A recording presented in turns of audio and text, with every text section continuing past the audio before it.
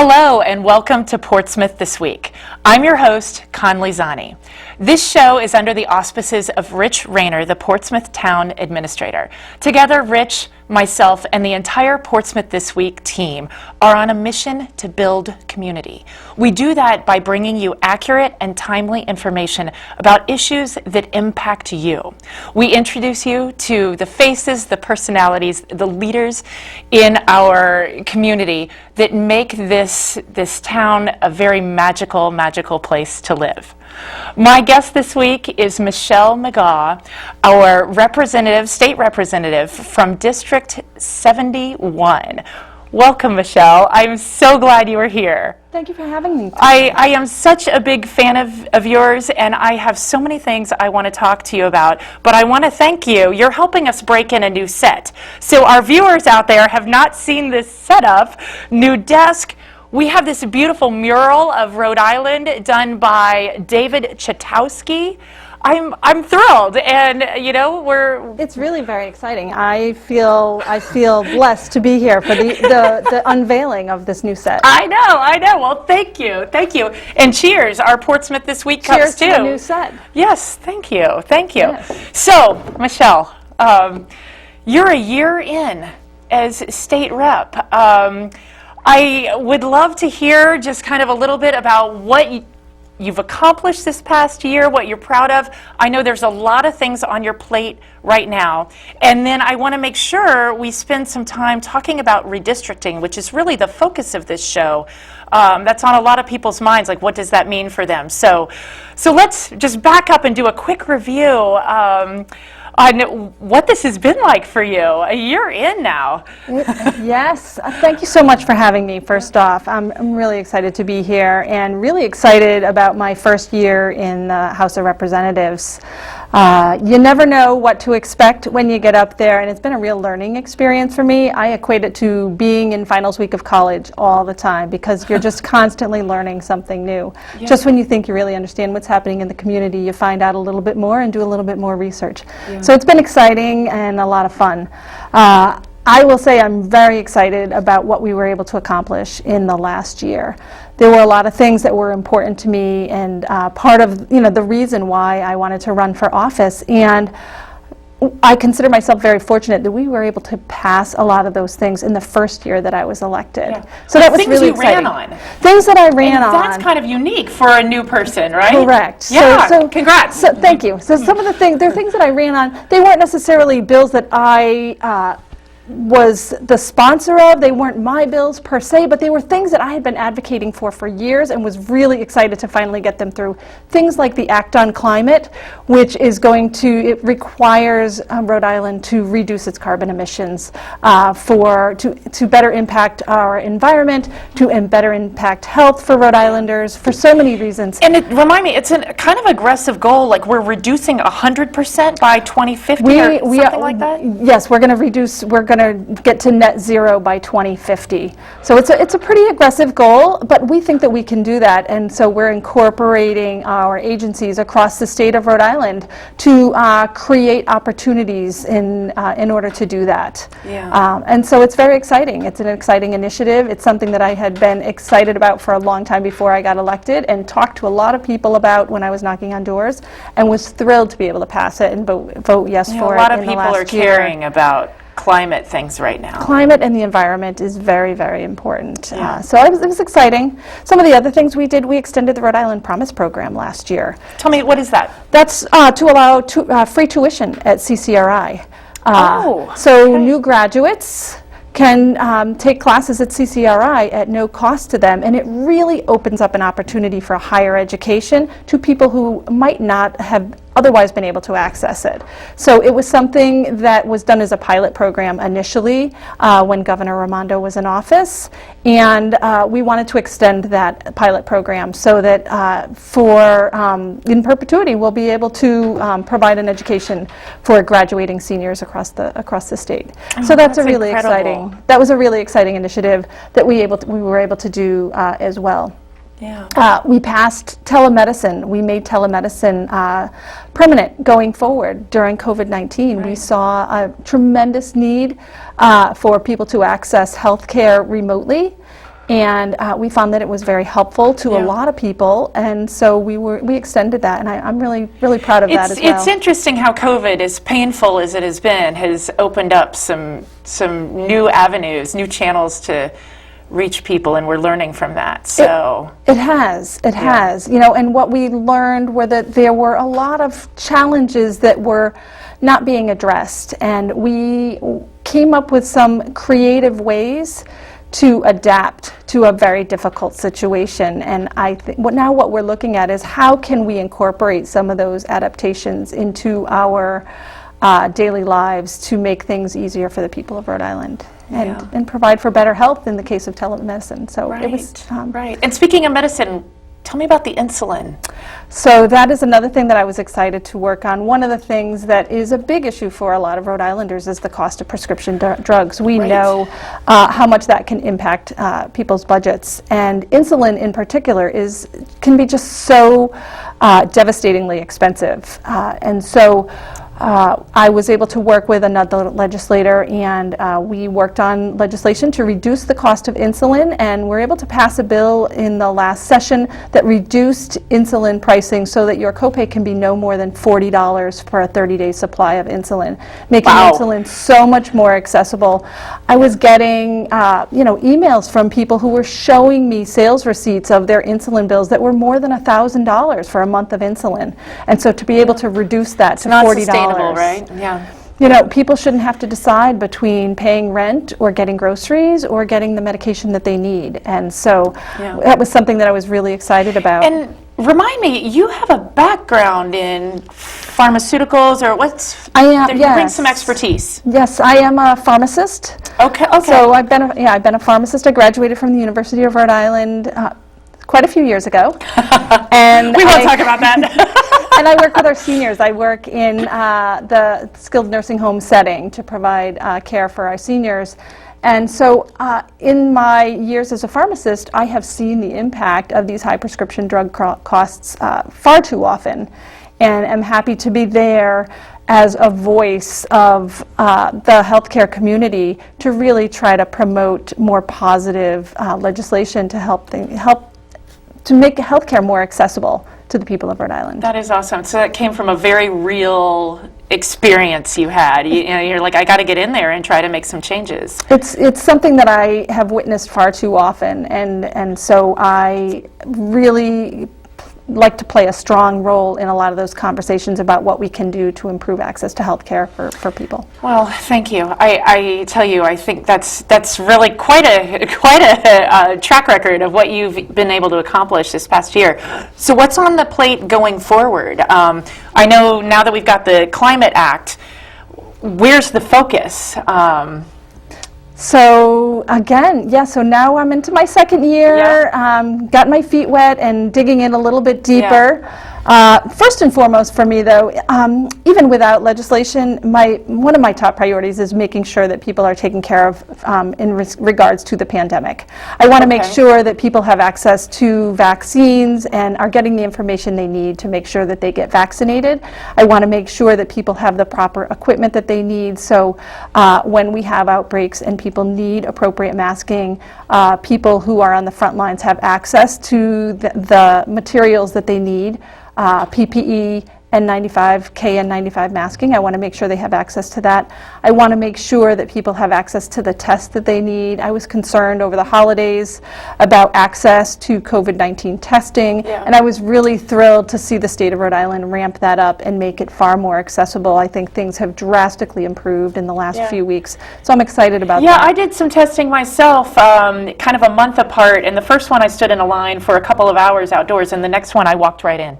And it was great to see that. So I think you're right. Like we've invested in that, and it's getting better. We've definitely made tremendous progress in testing in the past few weeks. I know we definitely surged over the holidays, and so that made an impact and made it harder for people to access. But we've really devoted a lot of resources towards that, and that's something that I'm consistently advocating for behind the scenes to make sure that people are able to get the access to the things that they need to get us through this pandemic. All right. So vaccines, what else is on the COVID plate? is on my list, but also I'm working a lot in regards to the Act on Climate and what Rhode Island can do to reduce our carbon emissions.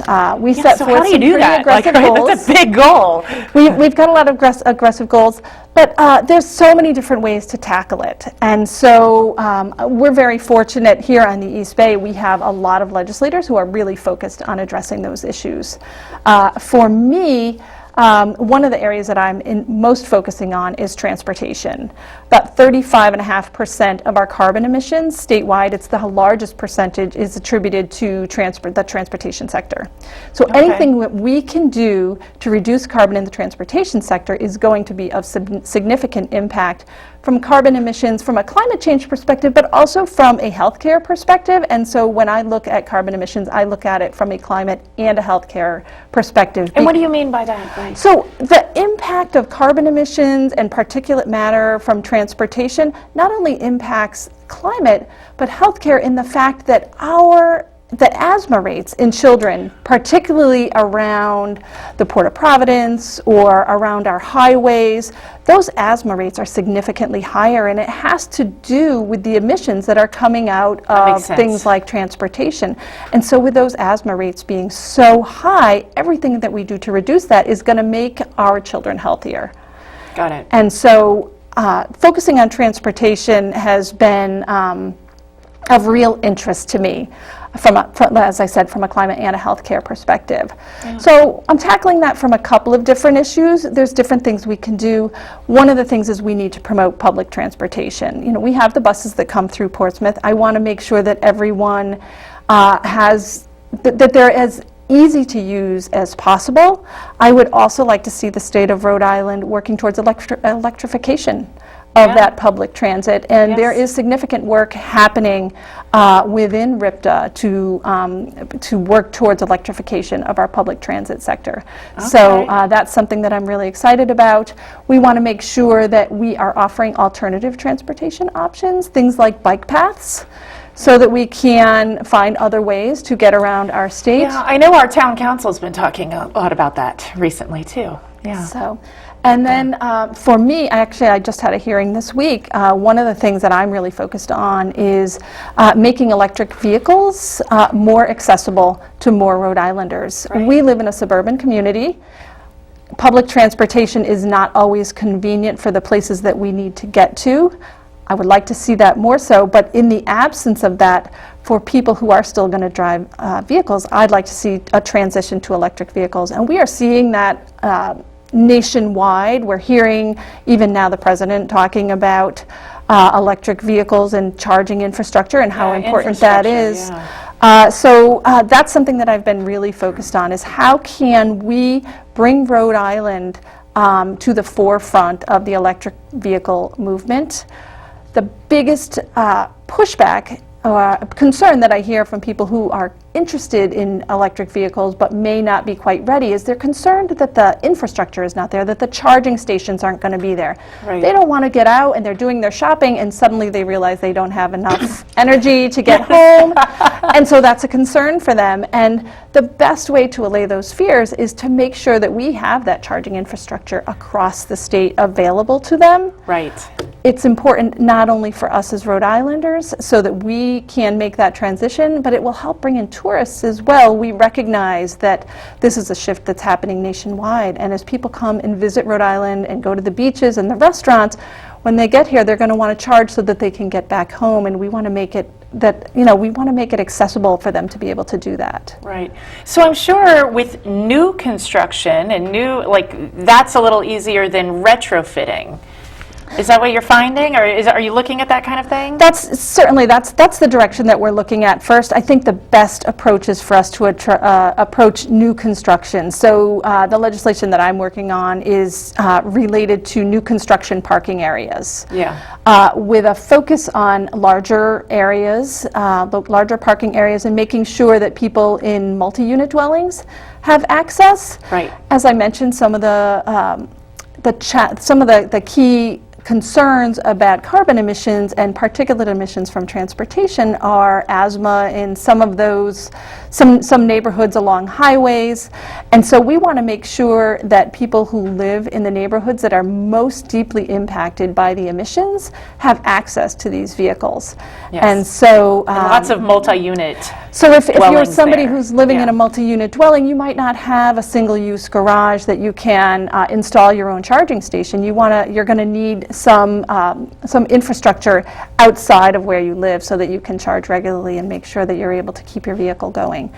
So that's something that I'm working on, trying to promote that. It's been a very exciting conversation. I introduced the bill last year really to get the conversation started, so that we were thinking about how we were going to promote electric vehicle utilization in the state of Rhode Island.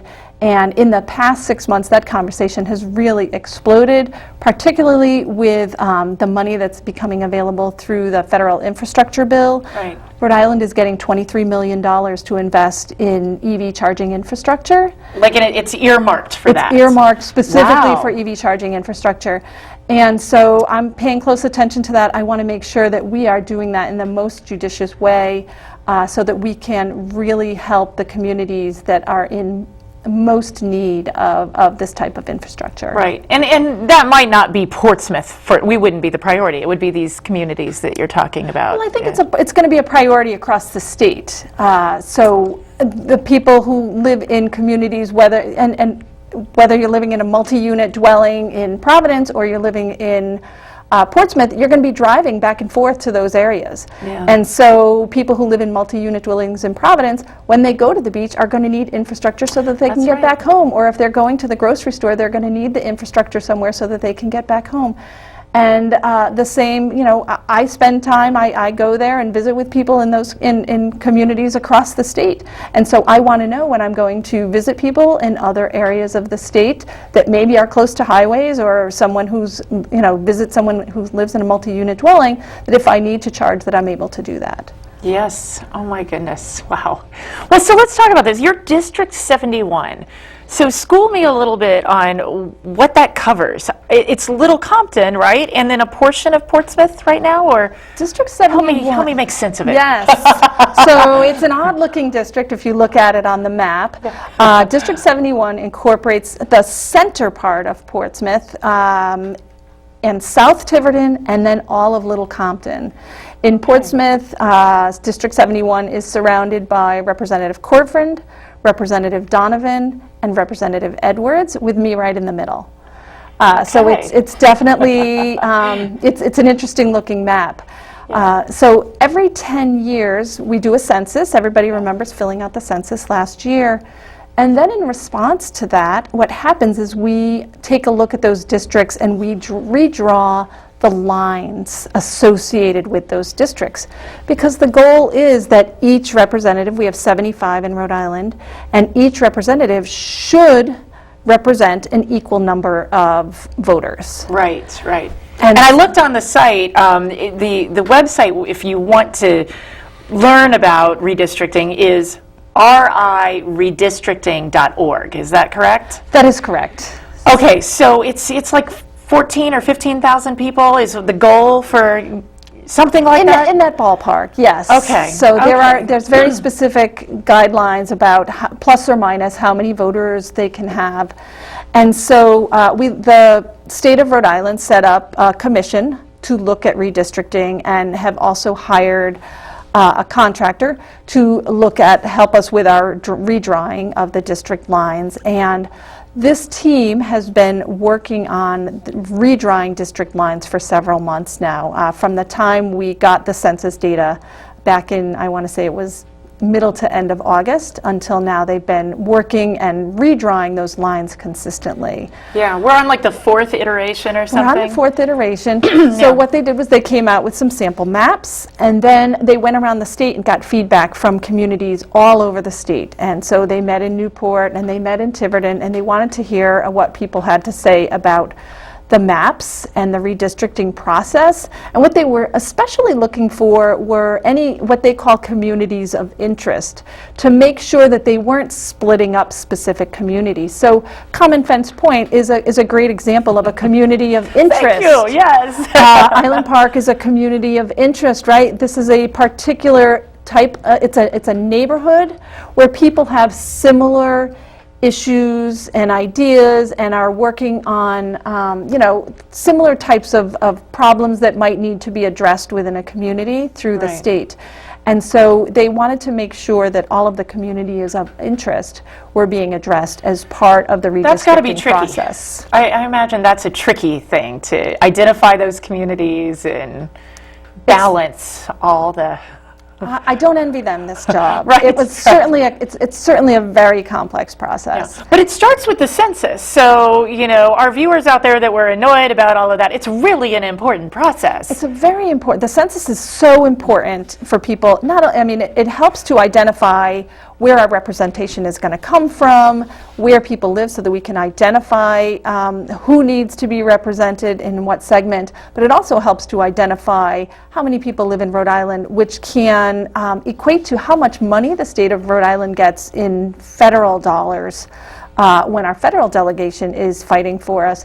What our population looks like all comes into play in determining that as well. So the census is really important when people fill that out. So were there big things that happened because of this? Clearly we're redrawing some lines for ourselves, but are you like, wow, Rhode Island, did we lose some representation, or do you know? So it's important, yes. So one of the reasons that I wanted to talk about this today is because we are going to see some pretty big changes, at least within our House representation here in Portsmouth. Okay, tell me what should I expect? We had some population shift across the state of Rhode Island, and we saw the population shift sort of from southeast to northwest, and what that means is that there were fewer people in, say, Newport than there were in the last census, and so that is shifting up the district lines for each of us. So as they drew them, we did see some significant changes for District 71, and they're certainly going to make a difference to the people of Portsmouth.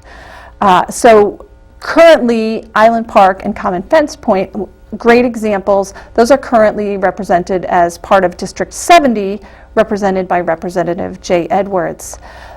In the current maps as they are drawn, those communities will now fall in under District 71. So they would fall into the district that I represent going forward if these maps end up approved. So some people might be like, whoa, this is not what I'm used to. Right? So it's a big shift, so people need to be aware. I want to make sure people are aware of the possibility of change. People who may say, I've been voting for the same person for the past how many years, and suddenly that person's not on my ballot anymore.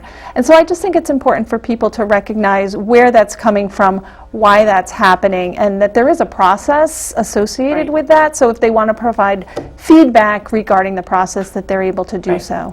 So again, going to the riredistricting.org website, excuse me, I was on that, and there was a participate, in the process here, and so it can guide you and probably educate some people on upcoming forums and ways to just give feedback, right? Correct.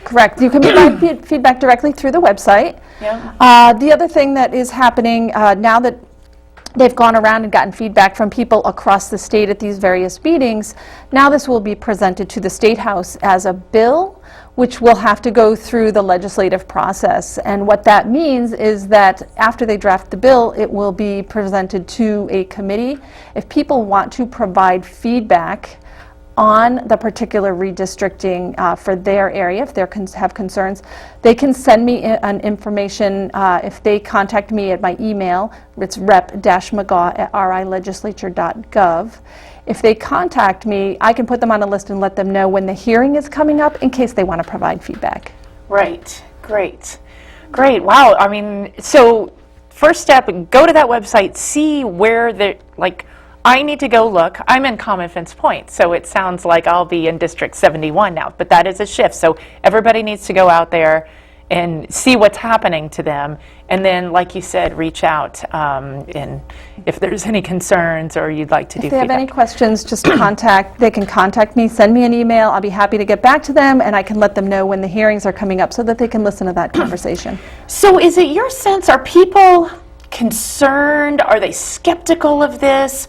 I know there's been just so much, like this theme brewing about, is voting fair? Are our elections fair? Are you sensing that people are concerned about this process in particular and how that relates to kind of voting rights? And I think there are some people that are questioning the process, and that's why it's important for people to be involved. If they have questions or concerns, get involved in it, talk to their representatives or their senators so that they have a clearer vision of what the process is. Right. And can talk to the people about what their concerns are so that any questions or concerns can be forwarded to the committee that's looking at that. yeah. So. Awesome. Well, we just have a couple minutes left. As we sort of wrap up this segment, what would you like to leave our viewers with about, maybe it has something to do with just reaching out and communicating and getting to know you and... Yeah, I want people to know that, we're here, their state representatives are here to represent them. So if they have questions or concerns about things that are happening in the state, they should certainly reach out to us. If they have questions about the voting redistricting process, please reach out to me. There's a lot of legislation coming up that's going to impact voting going forward. I encourage people to go to LetRhode-Island-Vote.org, where there's a lot of legislation around voting to make it simpler, similar to what we had in the last election process. Yeah, because of COVID, we came up with some new things. We came up with a lot of new examples. Give us a couple of those examples real quick. It was a lot easier to vote last time. You were able to walk right in, even prior to the election, and vote with no excuse early voting. And I think that made it a lot simpler for people with very hectic and busy schedules to walk right in and participate in the process. Yeah. Mail-in ballots were a lot easier. The Rhode Island Vote Act would bring back the opportunity to send in a mail ballot without a notary signature or two witnesses, which made mail-in ballots so much easier. I can tell you, I talked to people who were disabled, who had not voted in 15 years, and by making it easier for them in the last election, they were able to vote.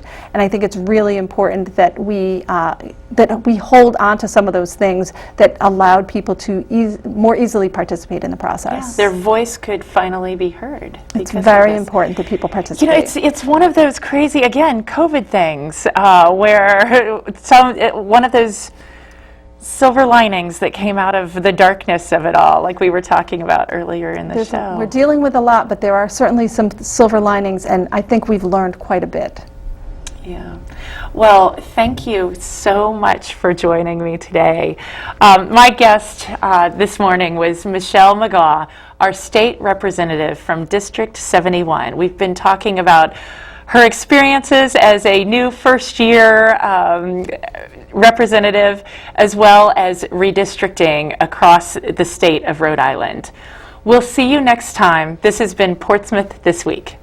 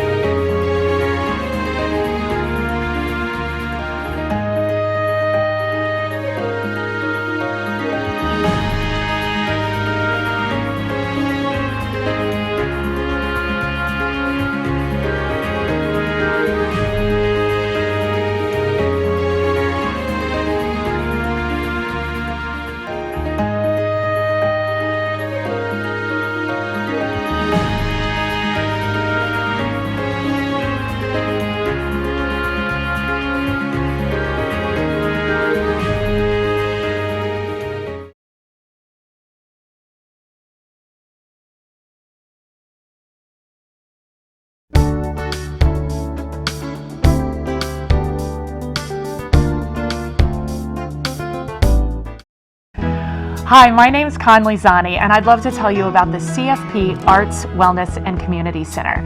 We have a wealth of activities. No matter what you're into, there is something for you. You want to learn to draw? We've got an art class. You want to learn to dance or pump some iron? We've got fitness classes. Maybe you want community. Try some bridge. Check out our website. There are so many options, and we hope to see you very soon.